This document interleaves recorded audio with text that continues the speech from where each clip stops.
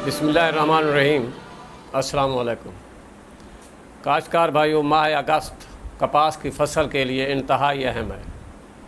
यानी अगस्त के महीने में हमारी कपास की फ़सल इंतहाई क्रिटिकल स्टेजेस से गुज़र रही होती है। इसी महीने फ़सल पर फल गुड्डी ज़ोरों पर होता है और इस फल गुड्डी को ठहराने के लिए फ़सल को बहुत ज़ोर लगाना पड़ता है। और ये वो महीना है जिस महीने में फ़िज़ा में नमी की मिक़दार बढ़ जाती है और हबस भी ज़्यादा हो जाता है। जब हबस ज़्यादा हो जाए और फ़िज़ा में नमी की मिक़दार बढ़ जाए तो फसल कपास पर सफ़ेद मक्खी बहुत तेज़ी से बढ़ती है। ये अपनी अफ़ज़ाइश नस्ल बहुत तेज़ी से बढ़ाती है। इसके बालग पत्तों के निचली साइड पे, निचले हिस्से पे अंडे देना शुरू कर देते हैं और ये अंडों से बच्चे निकलना शुरू हो जाते हैं। ये निम्फ जो अंडों से बच्चे निकलते हैं, ये तकरीबन 10 से 21 दिन तक पत्ते के पीछे रहकर रस चूसते हैं और साथ साथ फुजला भी खारिज करते हैं। इस फुजले की वजह से पत्तों पे फफूंदी आ जाती है, सूटी मोल्ड आ जाती है, जिसकी वजह से पत्तों की रंगत जो है वो काली हो जाती है और फोटोसिंथेसिस का अमल यानी पौधे का खुराक बनाने का जो अमल है वो रुक जाता है, जिसकी वजह से खुराक की कमी की वजह से पौधा जो है वो फल गिराना शुरू कर देता है और लामहला उसका पैदावार पर असर पड़ता है।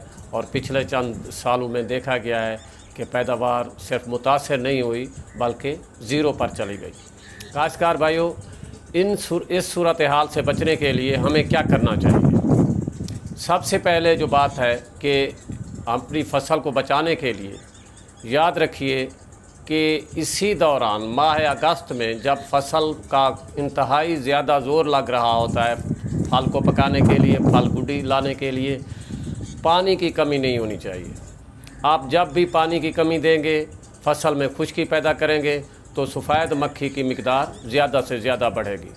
खुश्की में और जब खुश्की हो जाए, फ़सल में नमी ज़्यादा हो जाए फ़िज़ा में, तो सफ़ेद मक्खी की जो अफ़ज़ाइश नस्ल है वो तेज़ी से बढ़ती है। और देखा गया है, अब अगर हम केमिकल कंट्रोल की तरफ आएँ तो देखा गया है कि हमारे काश्तकार भाई डीलर हज़रात से जाकर सिर्फ यही शिकायत करते हैं कि सफ़ेद मक्खी बहुत ज़्यादा है। वो बालग मक्खी को मारने की ज़राई ज़हरें दे देते हैं। बेशक करें, लेकिन इस माह अगस्त में आप कोशिश किया करें कि बालग से ज़्यादा आप उन अंडू बच्चों की तरफ तवज्जो दें जो 21 दिन तक पत्ते के नीचे रहकर फसल का रस चूसते रहते हैं।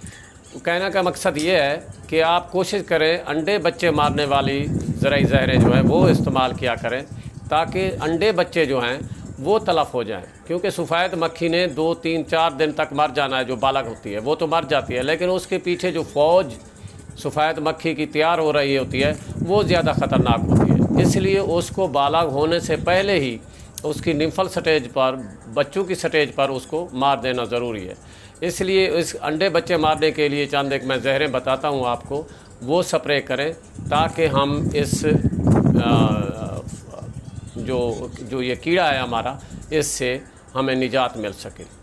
इसमें सेप्रोटेट्रानेट है 150 मिलीलीटर फ़ी एकड़, पेरिप्राक्सीफिन 500 मिलीलीटर फ़ी एकड़ और बेप्रोफिजन 600 ग्राम फ़ी एकड़ इस्तेमाल करें। काश्तकार भाइयों, एक बात याद रखने की है, जब आप सफ़ेद मक्खी के ख़िलाफ़ स्प्रे कर रहे हो तो पानी स्प्रे के वक्त पानी ज़्यादा इस्तेमाल किया करें। हमारे काश्तकार भाई 1-2 टैंकी से अपना जान छुड़ा लेते हैं, ये बिल्कुल ही गलत है। कोशिश करें कि 120-130 जो लीटर पानी है वो फ़ी एकड़ इस्तेमाल करें ताकि पौधे अच्छी तरह से धुल जाएं और सफ़ेद मक्खी का हमें अच्छे तरीके से कंट्रोल मिल जाए। तो काश्तकार भाइयों, ये बातें आपसे शेयर करनी थी ताकि आप इन बातों पर अमल करके अपनी कपास की फ़सल को इस मूज़ी कीड़े से बचा सकें। जिन दोस्तों ने अब तक ये चैनल सब्सक्राइब नहीं किया, उनसे गुजारिश है कि वो चैनल सब्सक्राइब कर लें ताकि हर आने वाली अच्छी वीडियो आप तक बर वक्त पहुँच सके और आप उससे फ़ायदा उठा सकें। इस दुआ के साथ कि अल्लाह ताला आपको और आपकी फसलात को हर आने वाली आफात से बचाए। आमीन। अल्लाह हाफ़िज़।